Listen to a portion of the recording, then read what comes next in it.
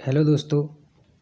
तो आज की वीडियो में मैं आपको बताऊंगा प्रतिरोधों का संयोजन क्या होता है और ये कितने प्रकार का होता है। ठीक है, तो चलिए वीडियो शुरू करते हैं।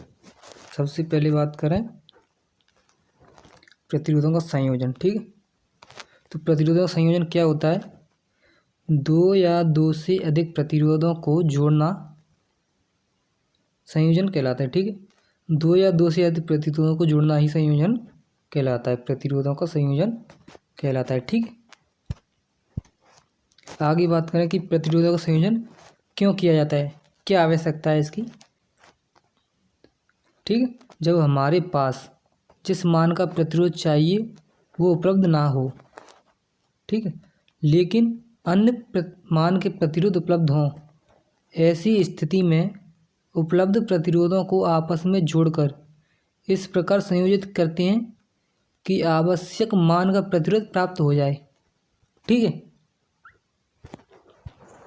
आगे बात करते हैं प्रतिरोधों का संयोजन दो प्रकार का होता है। नंबर 1 श्रेणी संक्रम संयोजन, नंबर 2 समांतर क्रम संयोजन। ठीक है, आगे बात करें श्रेणी क्रम संयोजन क्या होता है।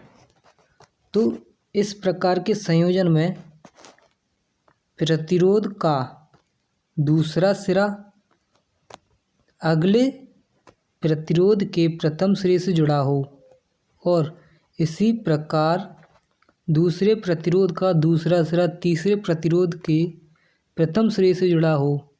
इस प्रकार के संयोजन को श्रेणी क्रम संयोजन कहते हैं। जैसे ये तीन प्रतिरोध हैं, जिस पहले प्रतिरोध का पहला सिरा दूसरे प्रतिरोध के पहले सिरे से जुड़ा है तथा दूसरे प्रतिरोध का दूसरा सिरा तीसरे प्रतिरोध के पहले सिरे से जुड़ा है। ठीक है, इस प्रकार के संयोजन को श्रेणी क्रम संयोजन कहते हैं। श्रेणी क्रम संयोजन में प्रत्येक प्रतिरोध में धारा का मान समान होता है, लेकिन विभव का मान अलग अलग होता है। ये प्रतिरोध है, इनमें जो विभव का मान होगा वो अलग अलग होगा, लेकिन इनमें जो धारा प्रवाहित होगी वो जो समान प्रवाहित होगी सभी में, क्योंकि जो धारा का मार्ग है वो एक ही है, इसलिए इसमें धारा समान रहेगी और विभव का मान अलग अलग रहेगा। ठीक है,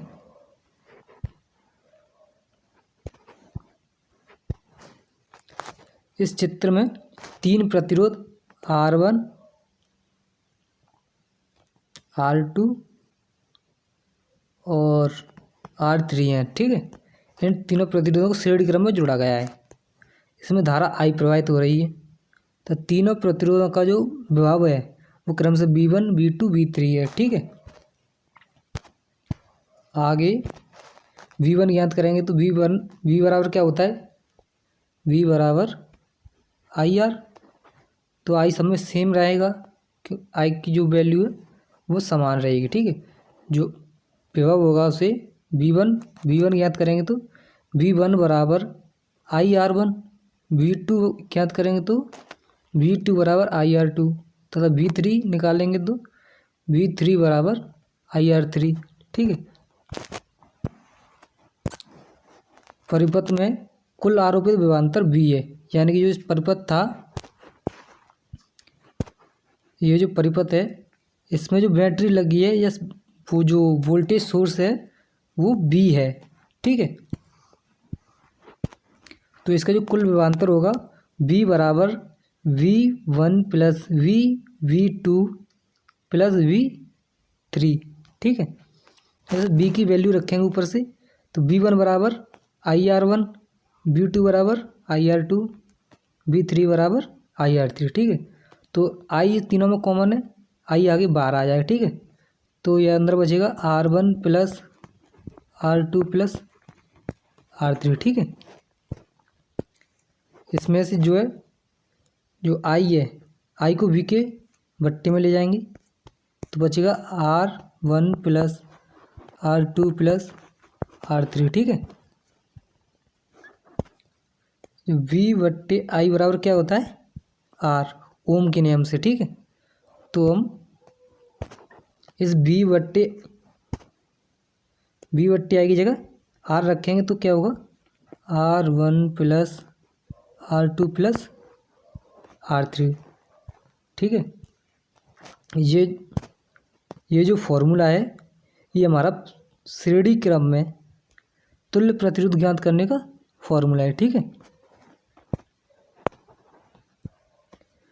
नोट्स देखें, नोट इम्पोर्टेंट है। किसी प्रतिरोध का कुल विभवांतर प्रतिरोधों के विभवांतर के योग के बराबर होता है। जैसे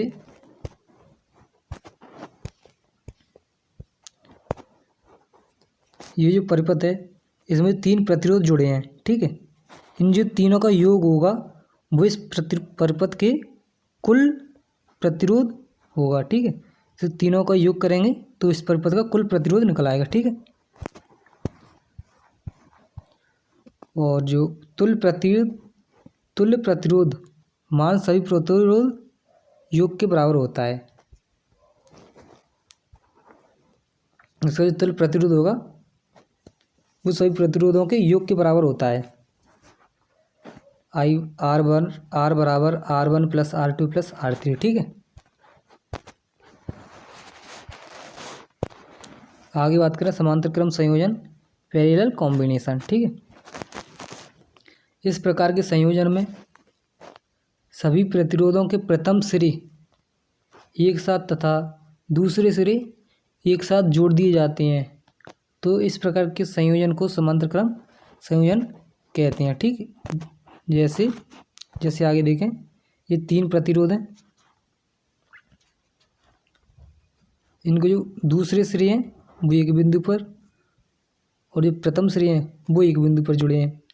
ठीक है,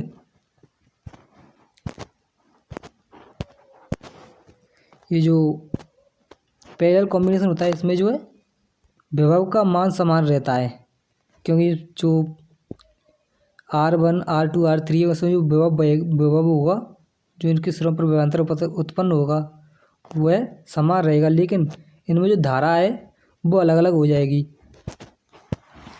क्योंकि इसमें जो है यह धारा के जो 3 मार्ग हैं, यहाँ से एक मार्ग से जा रही धारा यहाँ से 3 मार्गों में विभाजित हो गई है। ठीक, तो इसमें जो धारा का मान है पैरेलल कॉम्बिनेशन में धारा का मान जो है अलग अलग रहता है प्रत्येक प्रतिरोध के लिए। ठीक है,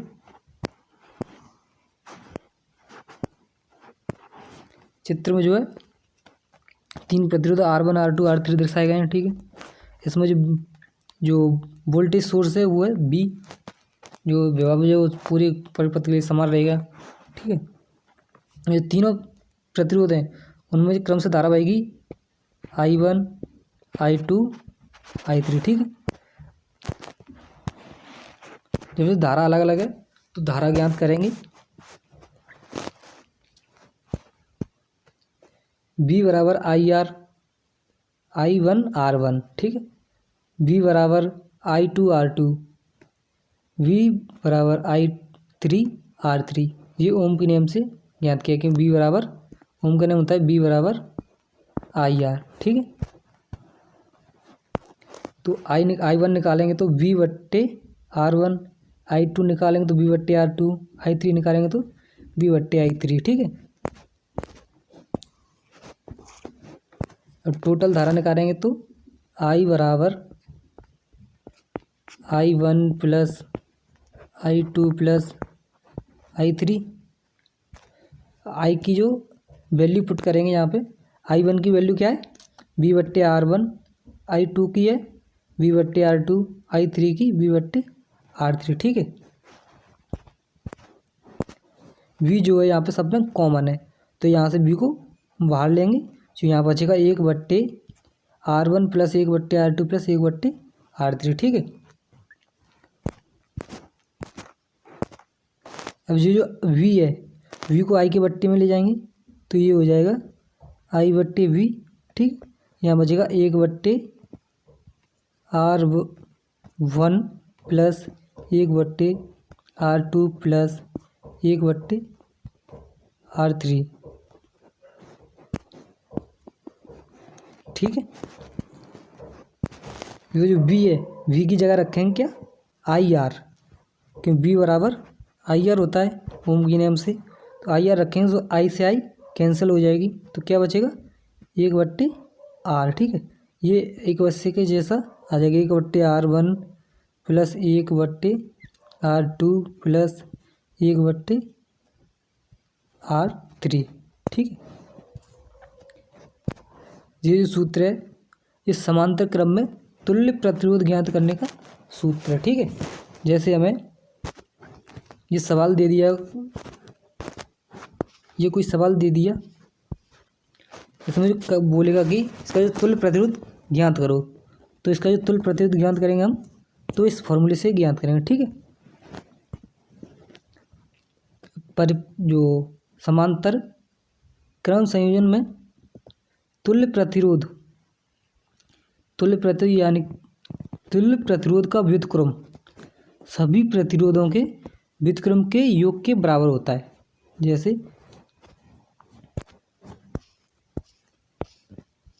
ये प्रतिरोध दिए हैं। ठीक है, ये प्रतिरोध इसका जो प्राप्त होगा,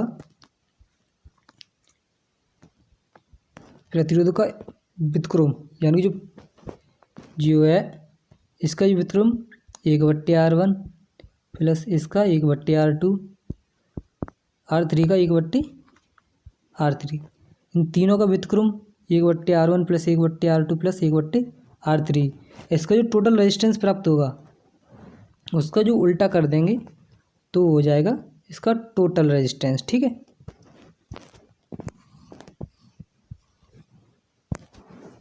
इस संयोजन में सबसे कम मान प्रतिरोध में अधिक धारा प्रवाहित होती है तथा अधिक मान के प्रतिरोध में कम धारा प्रवाहित होती है।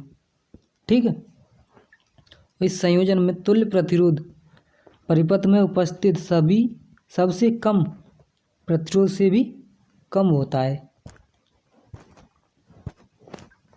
संयोजन का जो तुल्य प्रतिरोध होगा परिपथ में जुड़े सबसे कम मान का प्रतिरोध होगा ना, उससे भी कम होगा इसका तुल्य प्रतिरोध परिपथ का। ठीक है,